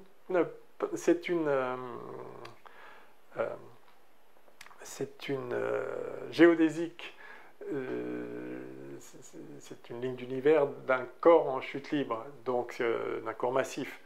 Donc c'est une géodésique dont la vitesse, comme précédemment, G de VV égale moins C2. D'accord? Parce qu'elle est paramétrée par son temps propre. Et G de VV, V initialement, c'est juste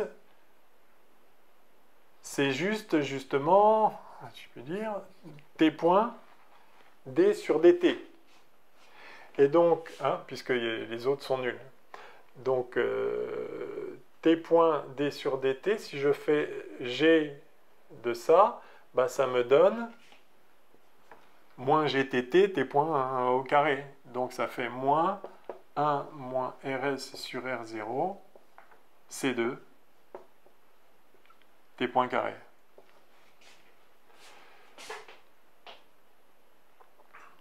OK. Donc, j'ai T point qui vaut 1 sur racine de 1 moins RS sur R0. Alors, ça pourrait être plus ou moins, comme tout à l'heure, en fait, T augmente quand taux augmente. C'est toujours l'histoire de futur. En réalité, vous voyez, si je change T en moins de T ici, ça ne change rien. Hein. Je peux lire en principe, je peux lire l'univers dans l'autre sens. Hein. Tout est donné d'un bloc. De voir un temps qui s'écoule à l'intérieur de l'univers, c'est un truc très, très, très mystérieux qui est lié à la conscience. Donc c'est normal qu'on retrouve cette ambiguïté. C'est-à-dire qu'il faut rajouter par-dessus toute la description physique l'idée d'un temps qui évolue. Et donc, c'est le champ temporel que j'ai introduit tout à l'heure, mon grand T, là, qui définit une direction du temps. Voilà. Mais ce qui est un truc rajouté. En réalité, pour résoudre les problèmes physiques,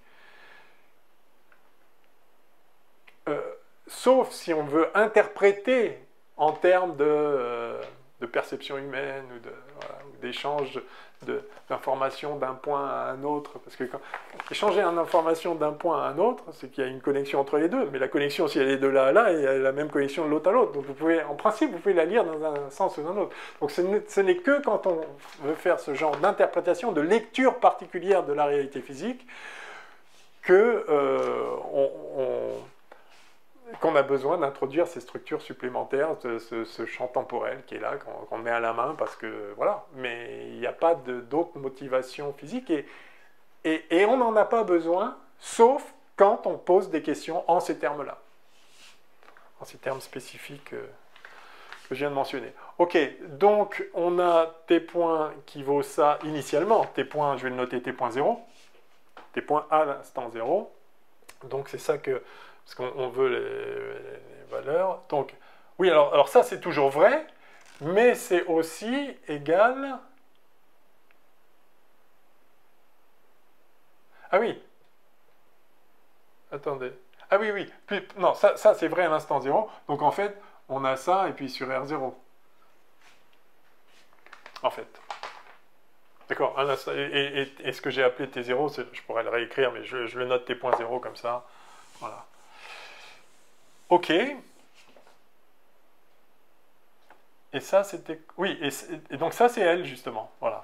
Je vais le laisser parce que ça va peut-être me servir après. Donc ça, c'est l'expression de L à chaque instant, enfin, à chaque point de la trajectoire, à chaque instant du temps propre, taux. Et donc, on a R de taux, T de taux, phi de taux, θ de taux qui vaut toujours pi sur 2, soit, mais voilà. Donc ça, on a ça tout le temps. Et c'est toujours égal à ça. Ok, très bien. Et là maintenant, on nous dit... Donc, on lâche la particule en R égale 0 avec ses conditions initiales, déterminer les valeurs de E et L en fonction des données du problème. C'est fait. Et toute dernière question, vous voyez, c'est simple. En déduire qu'une chute libre initialement radiale, donc ça, ne peut pas rester radiale. Indiquer sans mener les calculs jusqu'au bout comment on peut obtenir l'expression de la vitesse azimutale phi point en fonction du rayon R Et enfin, d'après votre intuition, de quoi dépend le signe de phi point et dans quelle direction la trajectoire initialement radiale va-t-elle dévier? Ok, alors, j'aurais dû ne pas effacer E, qui était G de KV, et donc G de KV, et K c'est D sur DT, donc c'était moins 1 moins RS sur R C2 T point, ça c'est le terme habituel qu'on avait déjà dans la métrique de Schwarzschild, mais on a en plus dans la métrique de Kerr le terme qui vient d'ici, donc moins JRS sur MR, sin carré θ qui vaut 1, et ici phi point. Voilà. Donc on a ces deux choses-là, avec E qui vaut ça en fait, et L qui en fait vaut ça. Et donc, expliquer comment on peut obtenir la vitesse azimutale phi point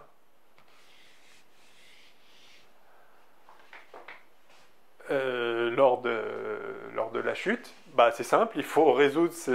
On a ici un système de deux équations différentielles en t point et phi point, hein, parce qu'on a ça égale ça et ça égale ça. Ben, il faut résoudre ça, et comment on fait ça? Alors on aura phi point en fonction de R, c'est ce qui était, voilà, en fonction du rayon, donc R ici peut être considéré comme...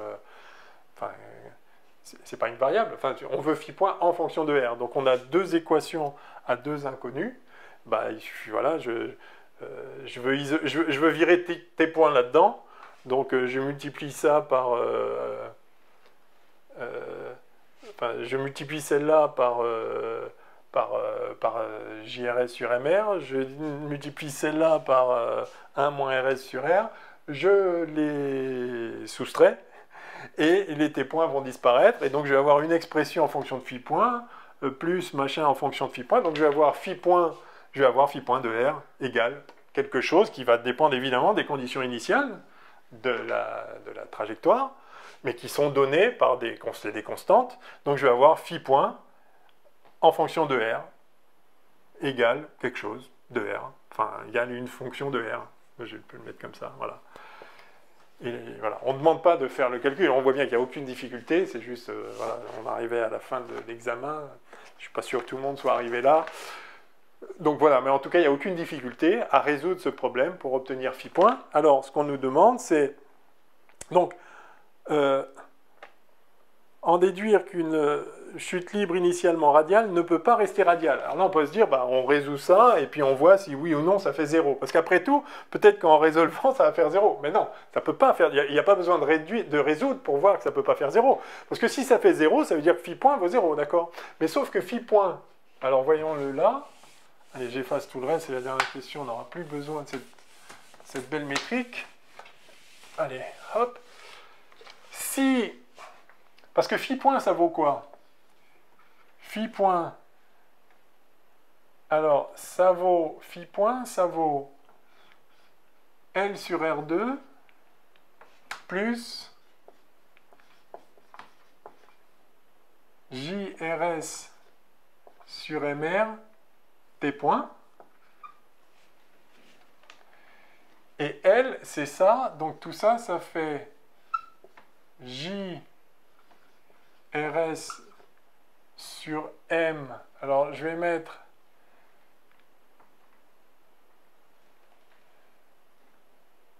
Ah, attendez. Oui, ici, c'est CR3.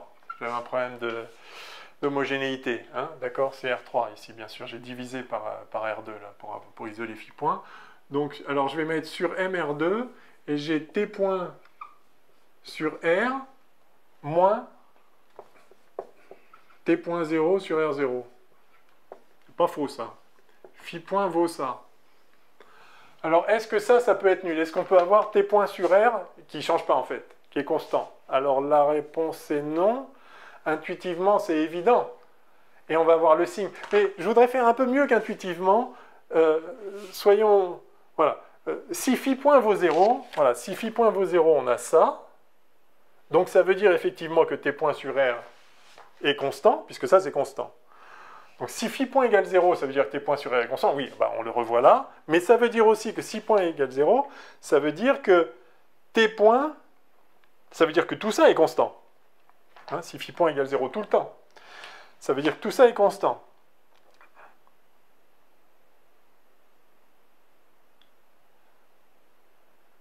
Et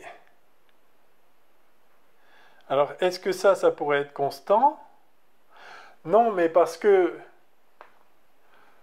j'ai effacé l'expression de la vitesse.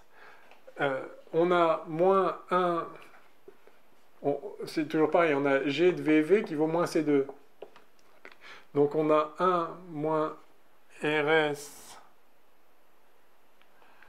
sur r, j'utilise la métrique, c2 ici t point carré, plus, et on a le r point, plus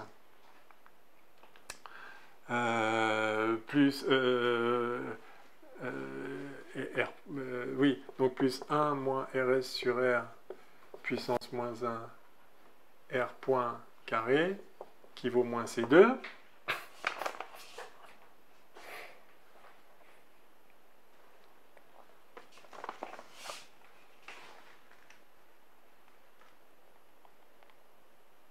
Oui, et ça, on l'avait réécrit. Oui, c'est dommage, j'ai effacé. Bon, ouais, quand on a les feuilles, quand on fait l'examen, on peut facilement revenir. On avait exprimé ça en fonction de E, vous vous rappelez? On avait dit que ça, c'était moins E2. Voilà, c'était moins E2 sur 1, enfin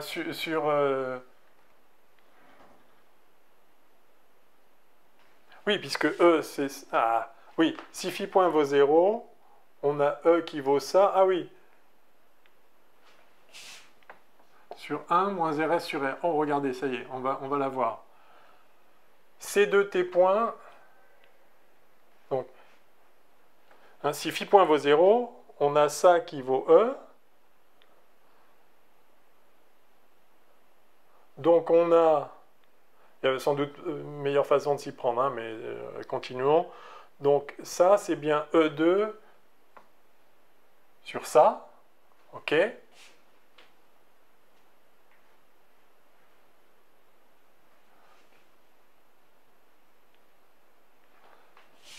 Donc, il y a le même aussi au dénominateur. Ça veut dire que R point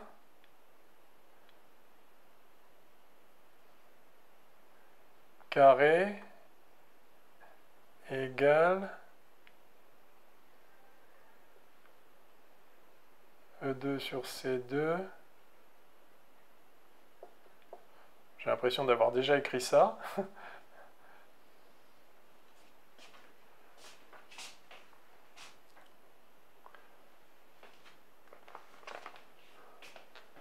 Ah non! Ah non, non, mais justement, il me manque... Non, ça c'était dans le cas... Ça, c'était dans le cas Schwarzschild. Il me manque le terme T-phi. Oui, il me manque le terme en T-phi. Oh là là. Bon, il faudrait... Je ne veux pas passer trop de temps. Il faudrait revoir les trucs d'avant. Bon, il n'y a aucune difficulté. Si vous supposez que phi point vaut 0 tout le temps, vous tombez mais vraiment immédiatement sur une contradiction. Oui, d'ailleurs, il suffit peut-être de dire que... Ah oui, voilà. Ah bah là, j'en ai une bonne. Voilà. Alors, regardez ça. Magnifique. Si phi point vaut 0. Donc ça, c'est pas là. Ça, c'est pas là. Look. Eh ben, je vais faire le rapport de ces deux équations. Je vais éliminer t points. J'ai t points qui vaut... Enfin, j'ai E qui vaut ça fois t points et L qui vaut ça fois t points.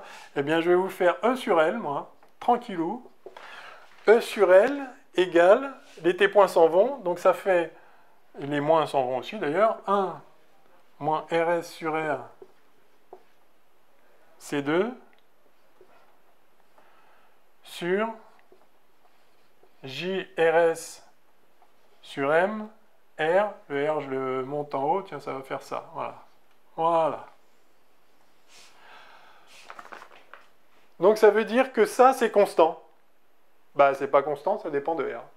Voilà. Donc la seule façon que ce soit constant, c'est que le corps ne tombe pas. Donc s'il n'y a pas de gravitation, peut-être. Voilà, là, ça doit être constant, quel que soit taux. Donc non. Non. Ok. Donc voilà, ça démontre le truc. Si phi point égale 0, on a une contradiction immédiate. Bon, elle ne m'a pas sauté aux yeux, mais voilà, il y a une... Enfin, c'est évidemment... Enfin... Oui, on avait déjà vu, ça impliquerait que tes points sur R soient constants, soient égal à ce qui valait au début, donc soient constants. Et ça, donc j'ai pas immédiatement vu... Enfin, si, je vais vous donner maintenant, je vais vous montrer pourquoi tes points sur R ne peut pas être constant, et dans quel sens ils varient, parce que c'est ça qui va nous donner la direction de phi.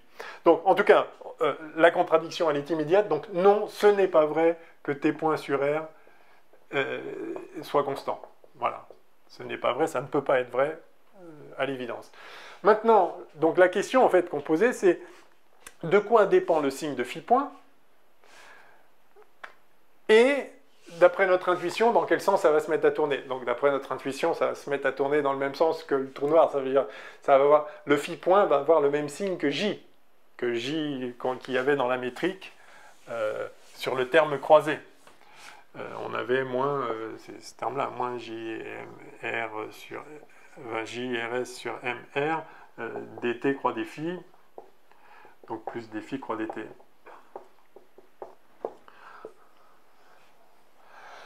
Et ça, c'est donc... oui, donc c'est ce terme qui change tout par rapport à Schwarzschild. Et... Alors, donc, donc, de quoi dépend phi point? C'est ça la question. De quoi dépend phi point? Bah, évidemment, de J. La masse, donc ça va dépendre du signe de J. Suivant le signe de J, c'est ce terme qui fait tourner, on sent bien que suivant le signe de J, et on le voit ici, phi point va être positif ou négatif. Donc la question c'est, ok, mais ça dépend du signe de ça. Si ça c'est toujours positif,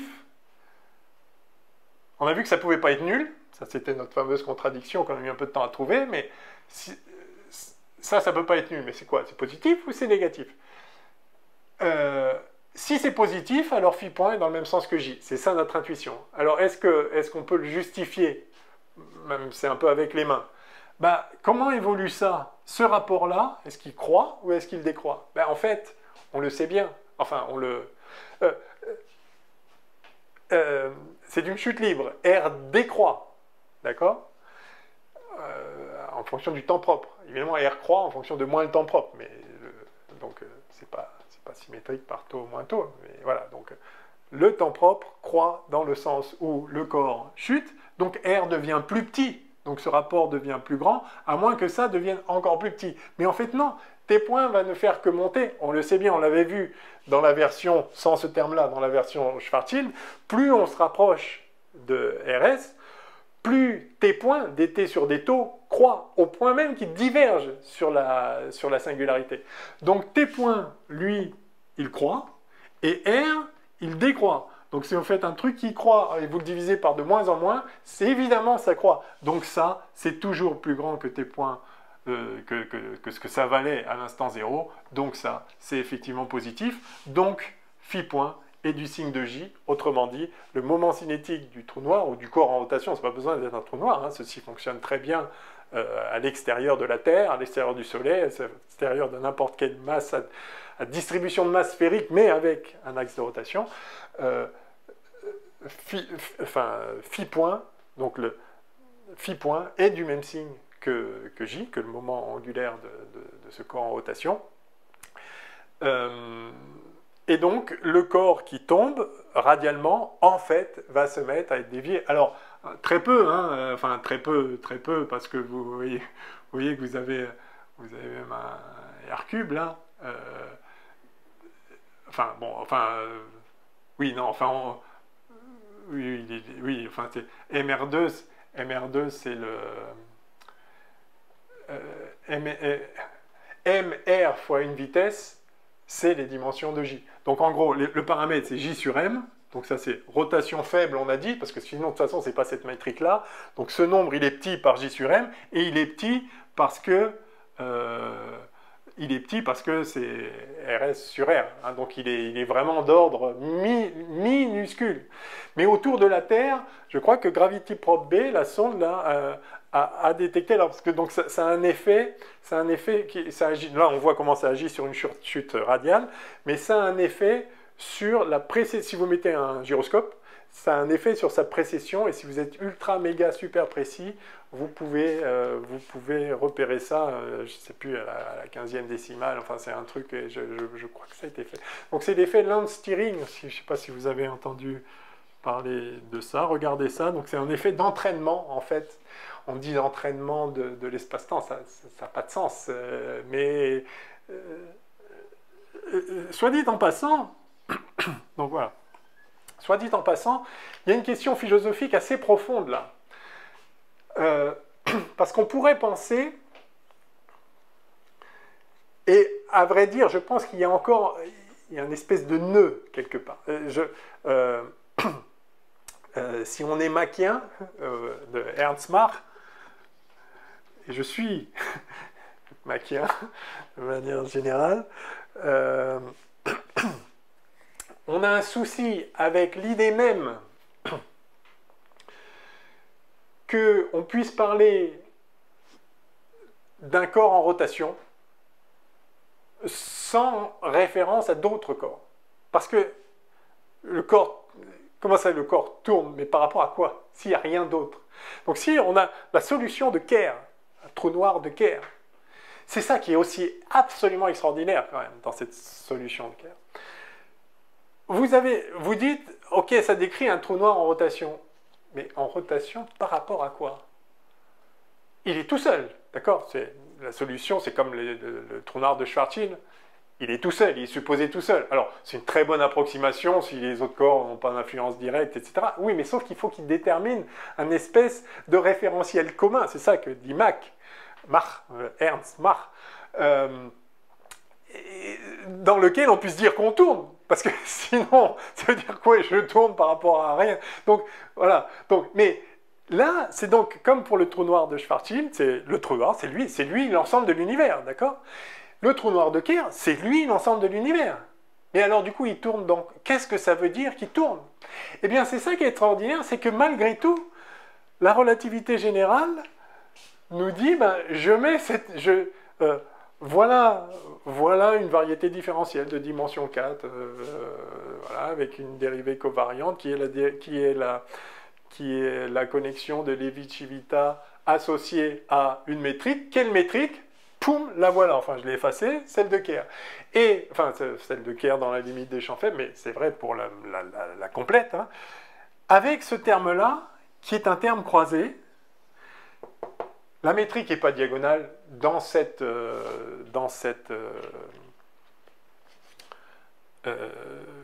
carte-là. Évidemment, elle est symétrique. Vous pouvez toujours trouver une carte dans laquelle, localement, elle va être symétrique.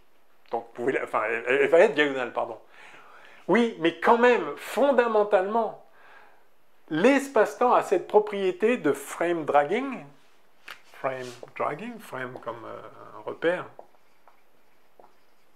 dragging, donc ça drague, ça l'emporte.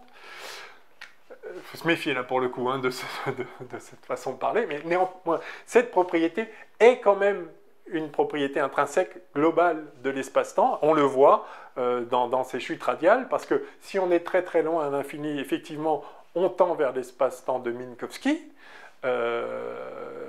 où ce terme croisé tend vers zéro, enfin ce terme croisé tend vers zéro, donc il y a un sens à parler de radial, disons je pars de l'infini et je me laisse tomber sans vitesse initiale suivant phi et θ dans cette carte-là, et ben je vais me faire entraîner. Cette propriété en quelque sorte d'entraînement, enfin, les géodésiques, elles sont ce qu'elles sont. Ça, c'est un fait absolu dans l'espace-temps, supposé comme absolu. Et donc, donc c'est un fait, et quelque part c'est étonnant, mais qu'on puisse définir intrinsèquement une rotation sans faire référence à quelque chose d'extérieur. L'espace-temps lui-même apporte cette rotation qui est caractérisée par ce J là. Et donc, à la limite, vous n'avez pas besoin d'un corps qui tourne. D'ailleurs, si c'est un trou noir, vous ne voyez rien tourner. Enfin, c'est juste la métrique est la solution de ça. Alors, qu'on puisse arriver à un espace-temps qui ressemble à ça par l'effondrement d'un corps en rotation et qui garde son moment cinétique selon les lois standards, etc., c'est une chose. Mais donc, on peut comprendre. Mais parce qu'on parle d'une étoile qui est en rotation dans un cadre déjà plus général où, on a un espèce de référentiel, un espèce de... on a l'espace-temps local qui est défini par la distribution de l'ensemble des masses dans l'univers. Hein. C'est une des choses aussi qui avait motivé Einstein, enfin en tout cas interpellé. Je me sens très sympathique avec cette idée, avec cette réflexion, cette perspective. Enfin, donc, vous voyez que, en soi, c'est à la fois extraordinaire et très beau, très puissant et profond de voir qu'on peut définir un espace-temps en rotation sans référence à ce par rapport à quoi il tourne. En fait, c'est une rotation intrinsèque en quelque sorte. Et donc la solution de Kerr est extraordinaire à ce titre parce que ça montre en pratique que oui, c'est possible. Rien ne l'exclut a priori, mais on sent quand même que ça paraît bizarre. Et d'un point de vue physique, par contre, moi, ça continue de me poser problème de dire qu'on peut parler d'un corps qui tourne, mais c'est pas un corps qui tourne, justement, c'est l'espace-temps qui a une certaine métrique. Enfin bref, vous voyez, je vais pas faire une heure de plus là-dessus, mais disons, ce genre de questions, je vous encourage à vous les poser, parce que peut-être que ça met le doigt sur le fait que effectivement, c'est la vieille question de Newton, est-ce que l'espace est absolu ou non? Bon, ça, c'est réglé, bien sûr que non, mais l'espace-temps, est-ce que c'est absolu ou non? Est-ce que vraiment, on peut en parler comme ça? Il y a les points, il y a les points de l'espace-temps. Disons, comment traiter, encore une fois, parler de rotation d'un corps au sein d'un espace-temps vide, ça n'a pas de sens. Mais là, ce n'est pas un corps. Donc, il y a une place de se loger. Et encore une fois, vraiment, cette métrique, l'existence de cette solution est magnifique. Et on voit, vous voyez, on a vu en 3 questions, sans faire des calculs, il n'y a aucun calcul compliqué, on voit qu'il n'est pas possible, on ne peut pas rester radial, même si on part radial. Alors on pourrait dire, oui, mais ce n'est pas la bonne définition du radial. Oui, mais si, quand même, asymptotiquement, à l'infini, si. Enfin, ça, on retrouve toute la discussion que j'ai faite avant. Ce sont bien les θ et les phi, c'est bien les θ et phi qui implémentent, alors ici, pas la symétrie sphérique, la symétrie axisymétrique, mais néanmoins, ce phi, on a quand même d sur des phi qui est vecteur de Killing, hein, qui est champ de Killing. C'est important. Phi est une variable cyclique. Donc, il y a effectivement invariance par rotation dans la direction phi. D'accord? Mais néanmoins, il y a un moment cinétique dans la direction phi. Enfin, dans la direction, oui, dans la direction autour duquel l'angle est phi. Bon, j'en dis pas plus. J'attendais pas toute cette discussion dans les copies de cet examen qui durait 3 heures. Mais voilà, je pense que ça vaut le coup pour vous-même de méditer ces questions-là qui sont jolies quand même. Bon, voilà, je m'arrête là. Je vais peut-être compléter le cours comme je l'avais un peu promis avec quelques applications. Je vais essayer quand même de faire la précession du périhélie de Mercure et la déflexion de la lumière par une masse, par le Soleil. Donc c'était la première vérification expérimentale, si on exclut le périhélie de Mercure qui était une post-diction, mais néanmoins ça reste une vérification expérimentale de la relativité générale en 1919. Bref, si j'ai le temps, mais je ne sais pas vraiment quand, je ferai une vidéo aussi pour compléter le cours. Et puis peut-être je dirai un mot aussi de l'univers en expansion, l'espace-temps Friedman, la métrique de Friedman, Robertson, Walker, Lemaître. Quelqu'un m'a demandé ça, je vais voir si j'ai le temps. J'ai beaucoup de choses en ce moment. Bref, je m'arrête là. Bonne continuation et amusez-vous avec la relativité générale. C'est beau. À bientôt.